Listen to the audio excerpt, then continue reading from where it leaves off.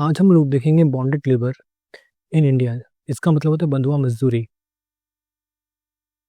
Bonded labour refers to a long-term relationship between an employee which is cemented through a loan or by custom or by force.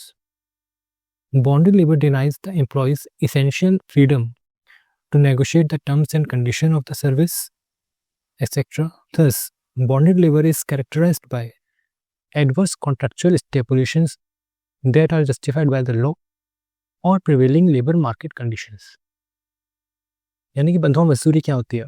बंधुआ मजदूरी वो होती है जहां पर आपकी मजदूर से बिना उसकी मर्जी से, बिना उसकी इच्छा से उसे काम लिया जाए। यानी कि उसके जो एम्प्लॉयर है, एम्प्लॉय के बीच में एक एडवर्स रिलेशनशिप हो, यानी कि सिर्फ एक तरफा ही रिलेशनशिप हो जहां पर एम्प्लॉयर ही कंडीशन निर्धारित करता है एम्प्लॉय के लिए। अगर हम इसके सिंपल डेफिनेशन की बात करें तो क्या ये एक रिलेशनशिप है एम्प्लॉयर एम्प्लॉय के बीच का? ये किस तरीके से इस्टेब्लिश होता है?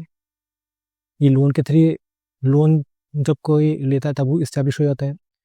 अगर किसी तरह का कस्टम को रीति रिवाज है तब हो जाता है, या ज़बरदस्ती किया जाए तभी बंधुआ जो सिस्टम है बंधुआ लेबर का वो इस्टेब्लिश हो जाता है।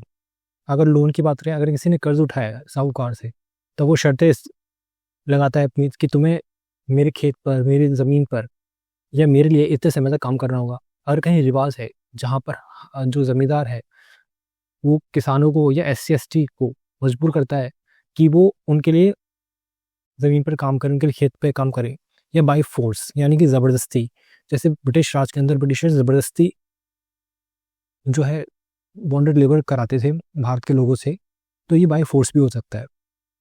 अगर आपने पुरानी मूवीज़ देखी होगी बॉलीवुड की तो वहाँ पर ये तो बहुत अच्छे से दिखाया गया है bonded labour system. Bonded labour system इसी के साथ ही इसमें बताया गया कि जो नेगोशिएट टर्म्स है एम्प्लॉयर एम्प्लॉय के बीच में वो हमेशा एडवर्स होती है। यहाँ पर जो कॉन्ट्रैक्ट किया जाता है इन दोनों के बीच में वो सिर्फ एक तरफा होता है, जो अकॉर्डिंग टू लॉ जस्टिफाई भी नहीं किया जा सकता। और जो market condition, labour market condition में जहाँ उसे एक वेज मिलना चाहिए, वेज रेट होना चाहिए, वो भी उसे नहीं मिलता एक लेबर को। Bonded labour system is characterised by compulsion is of an indefinite or indefinite duration and may spill over to the other members of the family. ऐसा नहीं है कि जो व्यक्ति बॉन्डेड लेबर कर रहा है सिर्फ वही बंधुआ मजदूरी करेगा। ये भी देखा जाता है कि कंपल्शन है कि इंडेफिनिट भी हो सकता है, एक निश्चित समय तक, जब तक आप लोन पे ना करें या कोई रिवाज ना हो तब तक, या फिर ये इंडेफिनिट हो सकता है यानी कि परमानेंट हो सकता है।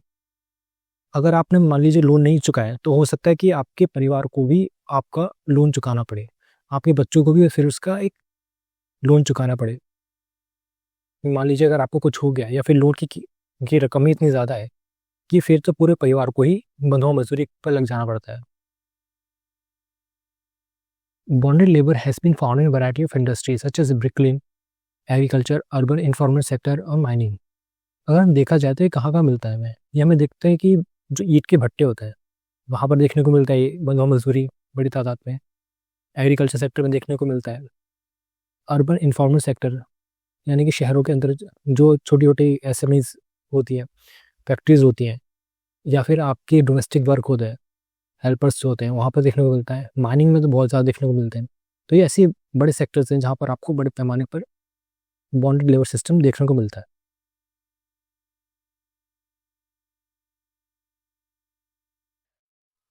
आखिरी होता क्यों है, इसके कॉज क्या है? Tradition and custom. D.K. Kumar has highlighted the linkages between caste, social structure, and bonded labor. He highlighted how ST/SC and women are victims of traditional social practices and structure in the context of bonded labor. यानी कि ये किसी तरह का traditional custom यानी कि अगर रीति रिवाज हो तो वहाँ पर ये अफेक्ट करता है, वहाँ से ये पैदाइश होती है इसकी। डी कुमार ने बताया कि किस तरीके से ये कास्ट, सोशल स्ट्रक्चर और बॉन्डेड लेबर सिस्टम से बना हुआ है। अगर कहा जाए कि जो हाईलाइट करें जैसे कि कास्ट के बेसिस पर, यानी कि लोअर कास्ट को हायर कास्ट के यहाँ काम करना पड़ेगा, ये एक सोशल स्ट्रक्चर में बन जाता है और ये बॉन्डेड लेबर के रूप में ये फिर एक शक्ल ले लेता है। उसमें सबसे ज़्यादा तो पीड़ित होते हैं वो SC ST होते हैं या वुमेन्स होते हैं, जो सबसे ज़्यादा इसको बाहर ग्रहण करती हैं बॉन्डेड लेबर सिस्टम का। ये एक तरीके सोशल प्रैक्टिस बन जाता है, एक लेबर सिस्टम बन जाता है बॉन्डेड लेबर का।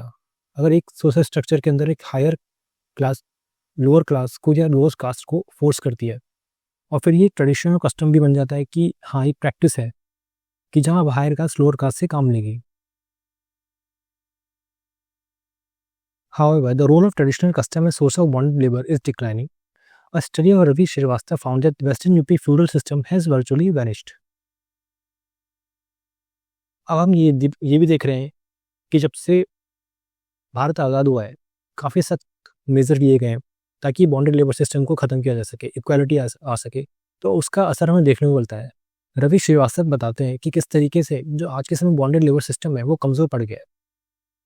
उन्होंने बताया कि पश्चिमी यूपी में जो एक पहले तरह जमींदारी सिस्टम हुआ करता था वो अब पूरी तरह से गायब नज़र हो गया, यानी कि अब दिखता ही नहीं है वो, यानी कि वहाँ पर अब आज के समय ये बॉन्डेड लेबर सिस्टम यानी बंधुआ मजदूरी अब नज़र नहीं आती, जो एक ज़माने में काफ़ी ज़्यादा प्रेवलेंट हुआ करती। As agriculture has developed along a capitalist line, it has become a new source of bonded labor. A study of B.K. Vardhan and A. Rudra that in the Green Revolution area, several migrant laborers in the eastern UP and Bihar worked as bonded labor in those areas.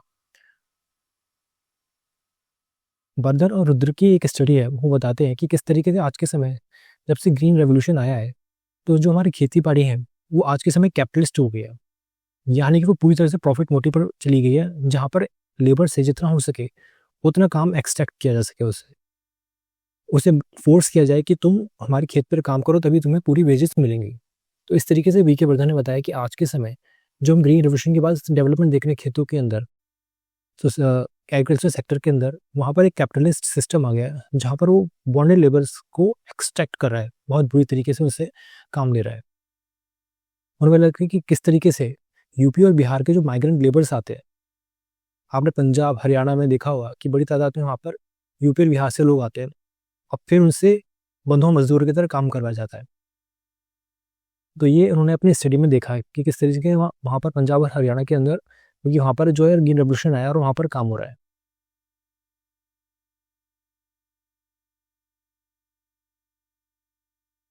Bonded labor system also exists in amongst the tribals group. Now several tribal family indebtedness because alienation of their land, several parts of the country resulting in bondage.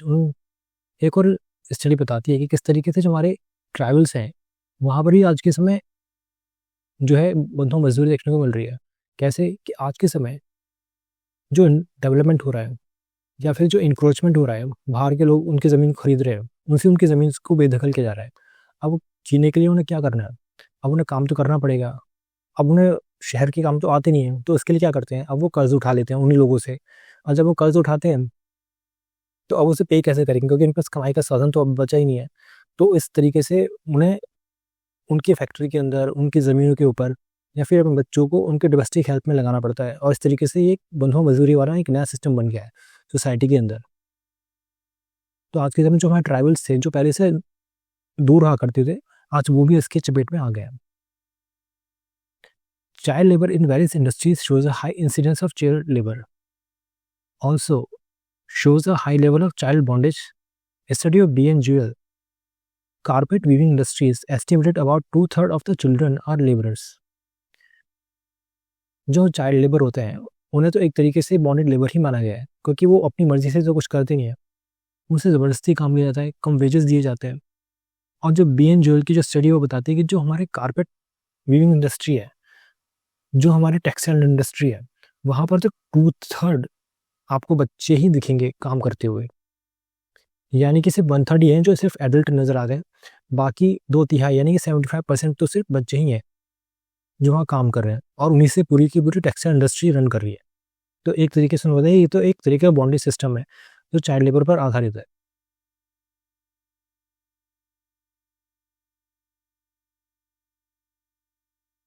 अभी जो bonded labour system है उसे ख़त्म करने के लिए क्या क्या ये किया है भारत के अंदर, अब हम देखते हैं। आर्टिकल 23 प्रोहिबिट करता है trafficking human beings and force labour, यानी कि भारत का जो आर्टिकल 23 है वो सीधे सीधे मना करता है कि आप तस्करी नहीं कर सकते, मानव तस्करी, और दूसरा आप लोगों से ज़बरदस्ती उसे काम नहीं ले सकते। 1986 में बाकायदा बॉन्डेड लेबर एक्ट लेकर आया गया ताकि उसे ख़त्म किया जा सके भारत के अंदर से। NHRC is monitoring the system to law to implement the bonded labour abolition system and article 23, यानी कि नेशनल ह्यूमन राइट कमीशन को एक जिम्मेदारी दी गई कि भारत के अंदर से जहाँ कभी भी बॉन्डेड लेबर दिख रहे हैं वहाँ पर बाकायदा ही इस एक्ट को यानी bonded labour system abolition act को लागू किया जाए और उनका रिहेबिलिटेशन किया जाए। The incidence of bonded labour has greatly reduced due to state intervention. For instance Kerala lower incidence of bonded labour. ये भी देखा गया है कि जो बॉन्डेड लेबर है आज के समय बहुत कम हो चुका है और इसकी सबसे बड़ी वजह है कि सरकारों की उसमें महत्वपूर्ण जिम्मेदारी है। उन्होंने अपना रोल अच्छे से निभाया जिसकी वजह से आज के समय में बॉन्डेड लेबर सिस्टम यानी कि बंधुआ मजदूरी बहुत कम देखने को मिलती है। जहाँ पर एग्जाम्पल है कि केरल है वो भारत में सबसे कम आपको हम बंधुआ मजदूर दिखते हैं। Civil society organisation work such as Bandhua Mukti Morcha and बचपन बचाओ आंदोलन, उन्होंने भी काफ़ी काम किया। जैसे बंधुआ मुक्ति मोर्चा और बचपन बचाओ आंदोलन ने बड़ी तादाद में चाइल्ड लेबर को बंधुआ मजदूरों को फ्री करवाया है ऐसी जगहों से जहाँ पर वो लोग ज़बरदस्ती उनसे काम लिया जा रहा था। National commission of rural labour उनने बताया कि ये सब कैसे किया जाएगा NSCRL ने कि bond labour can be tackled by long rehabilitation, यानी कि उन्हें सिर्फ शॉर्ट टर्म में ही सिर्फ निकालना नहीं है बल्कि जब उन्हें निकाला जाए वहाँ से तो उनके लिए प्रॉपरली एक नया काम दिया जाए, उन्हें नया काम सिखाया जाए ताकि वो ठीक से रिहेबिलिटेट कर पाए। उन्हें लैंड रिफॉर्म होनी चाहिए, यानी कि जो लोग गांव वगैरह में रहते हैं अगर वहाँ पर ठीक से लैंड रिफॉर्म हो तो जो गरीब तबका है उन्हें भी ज़मीन मिलेगी काम करने के लिए, उनके पास भी ज़मीन आएगी चाहे थोड़ी ही आए लेकिन उससे वो अपना गुजारा भत्ता चला सकते हैं लैंड रिफॉर्म के ज़रिए। सोशल सिक्योरिटी मिले यानी कि सामाजिक सुरक्षा मिले, उन्हें पेंशन मिले, हैंडीकैप मिले, वुमेंस को पैसा मिले तो उनके लिए काफ़ी बेहतर हो, हेल्थ फैसिलिटीज़ मिले, एजुकेशन मिले, पॉवर्टी एलिवेशन यानी गरीबी उन्मूलन का कार्यक्रम हो जैसे मनरेगा, चाहे सिर्फ पेड़ लगाना ही क्यों ना हो या फिर छोटी मोटी सड़क बनाना ही हो, ठीक करना हो, मनरेगा जैसे जो प्रोग्राम है वो इंश्योर करते हैं कम से कम ये लोग बॉन्डेड लेबर तो नहीं बनेंगे कि उन्हें एक निश्चित रकम मिलेगी अपने काम के लिए, यानी कि हर काम के बदले पैसा, ना कि वो कहीं पर उन्हें ज़बरदस्ती से काम लिया जाएगा। तो ये एक बहुत अच्छा इनिशिएटिव है मनरेगा का। तो मुझे लगता है कि आपको आज का ये लेक्चर पसंद आएगा, तो हम अगली बार मिलेंगे। Thank you and have a nice day.